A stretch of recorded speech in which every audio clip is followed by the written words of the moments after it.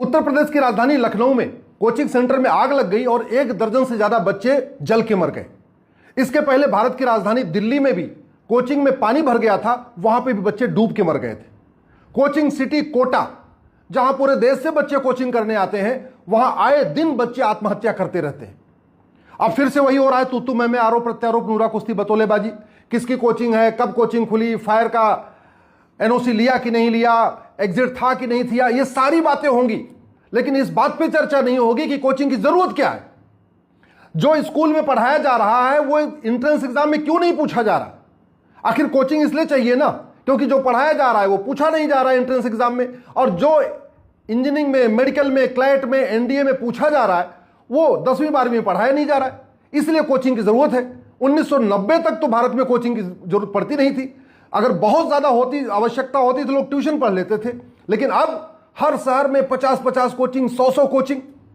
और यह सब हुआ है कोचिंग माफियाओं और सरकारी नेताओं और नौकरशाहों के नेक्सस के कारण।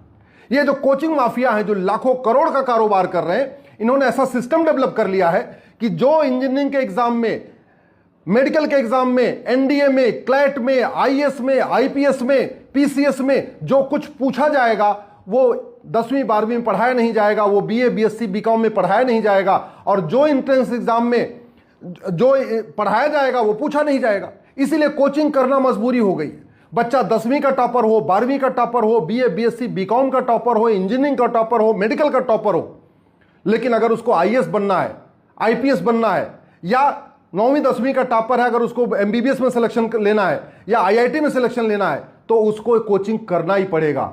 मैं फिर से कह रहा हूं, अगर चीन हमसे 3 गुना बड़ा है, वहां अगर 1 नेशन 1 एजुकेशन बोर्ड हो सकता है, वहां बिना कोचिंग के लोग इंजीनियर, डॉक्टर बन सकते हैं, तो भारत में यह कोचिंग का काला कारोबार क्यों चल रहा है? अगर छोटे से छोटे देश फिनलैंड में भी बिना कोचिंग के काम हो सकता है, तो फिर भारत में कोचिंग का कारोबार क्यों चल रहा है? पूरी दुनिया में इंजीनियर बनते हैं, डॉक्टर बनते हैं, सेना में जाते हैं, कलेक्टर कप्तान बनते हैं, वहां इतना कोचिंग का कारोबार तो नहीं चल रहा। फिर भारत में क्यों चल रहा है? क्यों हम इस राइट टू एजुकेशन को राइट टू इक्वल एजुकेशन क्यों नहीं बना दे रहे? अगर एक रेलवे बोर्ड से पूरे देश में ट्रेन चल सकती है, तो एक एजुकेशन बोर्ड से पूरे देश में स्कूल क्यों नहीं चल सकते? अगर 1 नेशन 1 टैक्स हो सकता है कि इस सामान पे 5% टैक्स लगेगा, इस पे 8% लगेगा, इस पे 12% टैक्स लगेगा, तो वैसे ही हम सारे विषयों का सिलेबस स्टैंडर्ड क्यों नहीं कर सकते? मैथ का सिलेबस पूरे देश का एक हो सकता है, केमिस्ट्री का एक हो सकता है, जूलॉजी का एक हो सकता है, बॉटनी का एक हो सकता है, हिस्ट्री का एक हो सकता है, सिविक्स का एक हो सकता है, इंग्लिश का एक हो सकता है, हिंदी का एक हो सकता है। केंद्रीय विद्यालय का सिलेबस पूरे देश का एक है, नवोदय स्कूल का सिलेबस पूरे देश का एक है। तो फिर हम ये सीबीएसई बोर्ड का अलग, आईसीएसई बोर्ड का अलग, आईबी बोर्ड का अलग, यूपी बोर्ड अलग, बिहार बोर्ड अलग, ये इतना हम लूट क्यों रहे? पूरे देश में हम एनसीईआरटी किताब क्यों नहीं लागू कर रहे? वो 50-100 रुपए की मिलती है। क्यों हमने किताब माफियाओं को पूरा सिस्टम दे दिया है कि हाँ वो 1000-1000 की किताब बेचे, 1,500 की बेचे?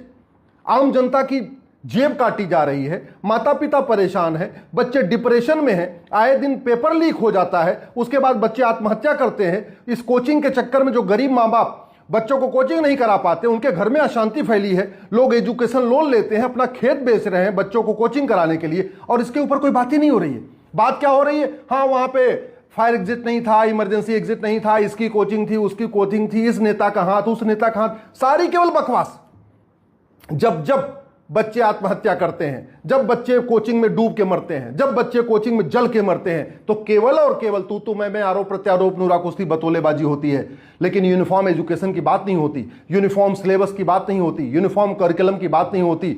अगर चीन हमसे बड़ा है, 3 गुना बड़ा है, जनसंख्या में हमारे बराबर है, अगर वहां 1 नेशन 1 एजुकेशन बोर्ड हो सकता है, 1 नेशन 1 सिलेबस हो सकता है, 1 नेशन 1 करिकुलम हो सकता है, वहां पे मुफ्त में शिक्षा दी जा सकती है, तो भारत में क्यों नहीं? और जो पढ़ाया जाता है 10वीं 12वीं में, वो इंजीनियरिंग मेडिकल में क्यों नहीं पूछा जाता? जो बीएससी बीकॉम में पढ़ाया जाता है, वो आईएएस आईपीएस में क्यों नहीं पूछा जाता? क्यों? क्योंकि कोचिंग कारोबारियों ने शिक्षा विभाग के साथ बहुत अच्छा नेक्सस बना दिया है।